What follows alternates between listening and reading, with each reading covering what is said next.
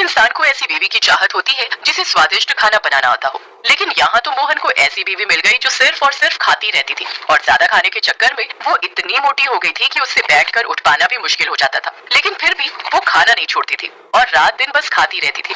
दरअसल शादी के वक्त मोहन को नहीं पता था कि उसकी बीवी इतनी भुक्कड़ है, क्योंकि मोहन की अरेंज मैरिज हुई थी। शादी से पहले मोहन अपनी बीवी शेफाली से एक बार भी नहीं मिला था। अपने एक रिश्तेदार के कहने पर उसने उससे शादी के लिए हाँ कर दी थी। मोहन एक छोटा सा ढाबा चलाता था और वही सुनकर शेफाली मोहन से शादी करने के लिए राजी हुई थी। मोहन को इस बात का एहसास तो सुहाग रात में हुआ और देखा शेफाली सिसक सिसक कर रो रही है। क्या हुआ शेफाली, रो मत, घर की याद आ रही क्या? देखो हर एक लड़की को एक ना एक दिन ससुराल तो आना ही पड़ता है, रो मत। शेफाली ने कहा, मैं उस वजह से नहीं रो रही हूँ। तो फिर क्यों रो रही हो?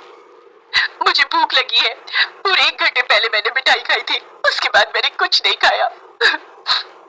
लेकिन 1 घंटे में तुम्हें भूख कैसे लग गई? मुझे खाने के 5 मिनट बाद भूख लग जाती है। आप 1 घंटे की बात कर रहे हो, मुझे खाना ला कर दो। अब ठीक है, मैं खाना लाता हूँ। शादी का खाना बच गया था, उसमें से मोहन ने शेफाली को बटर नान और छोले ला कर दिया। अरे वाह, ये तो मुझे बहुत पसंद है। शेफाली ने 1 मिनट के अंदर 10 बटर नान खत्म कर दिया और कहा, और नान लाइए। मोहन और 10 नान लेकर आया। शेफाली ने वो भी 1 मिनट के अंदर खत्म कर दिया। और लाइए। अब नान तो खत्म है। तो फिर राइस, बिरयानी और मटन लाइए। मोहन दौड़कर खाना लाने लगा और शेफाली खाती गई। और लाइए। अरे सारा खाना खत्म हो गया शेफाली। मुझे कुछ नहीं पता, मुझे खाना ला कर दीजिए, मुझे मैगी बना कर दीजिए।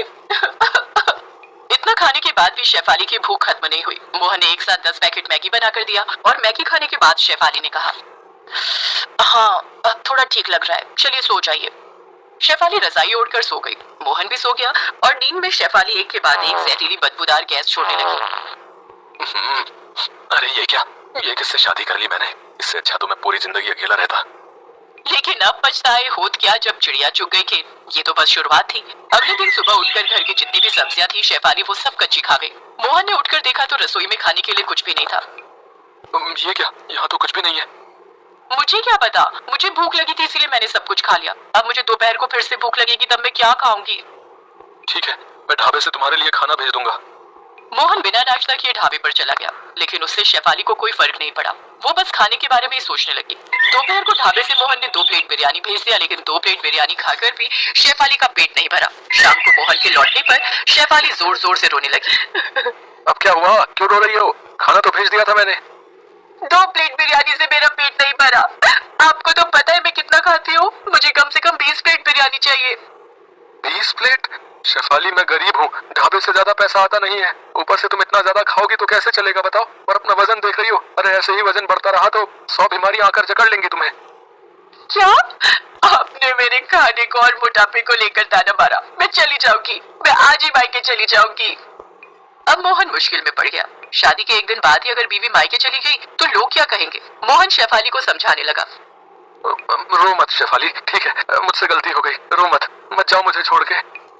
मैं चली जाऊंगी। अगर आप मुझे खिला ही नहीं सकते हो तो मुझसे शादी क्यों की?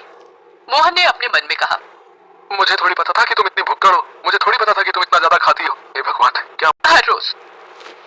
ठीक है, वही होगा। अगले दिन शेफाली मोहन के साथ ढाबे पर गई और सिर्फ खाने लगी। मेरे लिए तंदूरी रोटी और बटर चिकन ले आओ।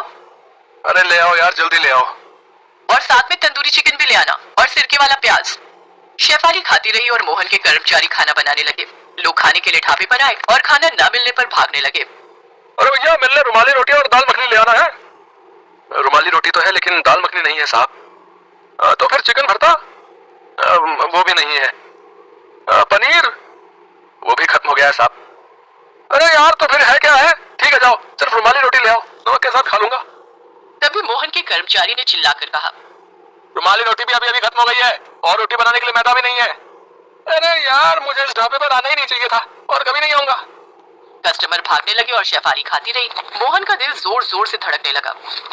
हे भगवान, ऐसे ही चलता रहा तो मुझे ढाबे पर ताला लगाना पड़ जाएगा। पता नहीं मैंने शादी की ही क्यों। शाम को सारा खाना खत्म करने के बाद शेफाली सोने के लिए घर चली गई। मोहन मुंह फुलाकर ढाबे पर ही बैठा रहा। उसका कर्मचारी वहां आया। क्या सोच रहे हैं मालिक? तेरी शादी हो गई है? नहीं मालिक, कभी मत करना, और करेगा भी तो पहले से लड़की के बारे में जांच पड़ताल कर लेना। मेरी तो जिंदगी खराब हो गई है, लेकिन तू अपनी जिंदगी खराब मत करना। हिम्मत रखिए मालिक, मालकिन को एक ना एक दिन समझ में आ जाएगा कि इतना ज्यादा खाना अच्छी बात नहीं है।